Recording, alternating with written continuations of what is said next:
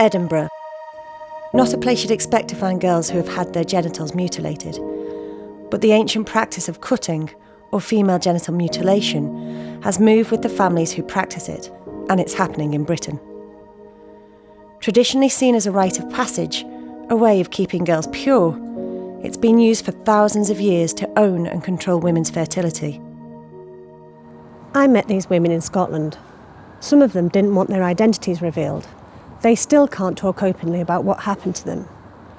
The women I spoke to were cut in their countries of birth, but experts say that the practice is happening in Scotland and they want it to stop. It hurts. It really hurts. It's a pain you can't even... When I had FGM, I think I was between the age of 7 and 8. We were just sitting there, we were just eating, and all of a sudden the door was locked. They blindfolded you, so you don't see who is doing it to you and stuff. And then we were told, today you are going to be circumcised. So they hold my legs down in my hands and then open it. I felt the sharp cut, and I felt everything. It was the pain and the bleeding after that. It was too much. Campaigners in Scotland estimate that over 3,000 girls in the country are at risk of being cut. Here people think this is an outside issue. Whether we have the figures or not, whether I can bring you a child and say this child has been done here or outside, but realistically we know it's happening.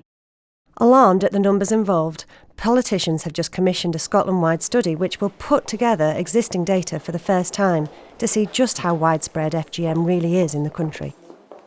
We have found out that there's a lot of individuals carrying out this process in Scotland, and it's becoming quite popular for people from other countries to actually come to Scotland to get the process carried out.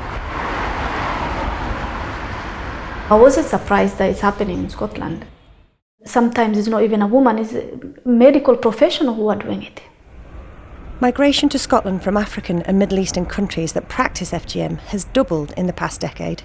And recent government figures say over 2,000 women who have had FGM have given birth to daughters in Scottish hospitals. Campaigners say all these girls are at risk. If you look at the prevalence rates from the home country, so I think Somalia has a 98% prevalence rate. So if you want to kind of take that, extrapolate it and bring it over here, you can say that predominantly the majority of women and girls will be under pressure for FGM. And we are certainly finding that in terms of supporting adult women, that number has increased over the last 3 years.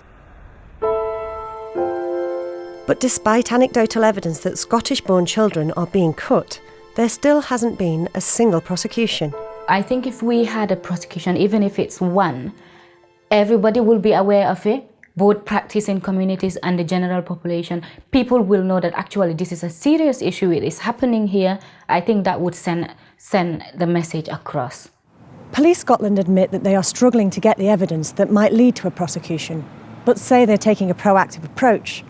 So far, they've carried out 6 interventions, visiting families to talk them out of cutting their girls. Detective Chief Superintendent Jill Imrie wasn't available for interview on camera, but told me, "Our goal is always to intervene, because if there is a prosecution, we've failed to stop it happening." Those on the front line recognise the difficulties everyone is facing, but say they need more money and more commitment to bring FGM out of the shadows. At the moment, there is no services at all for women who are affected by FGM, who are survivors of FGM, or even prevention. There's no services like that in Scotland.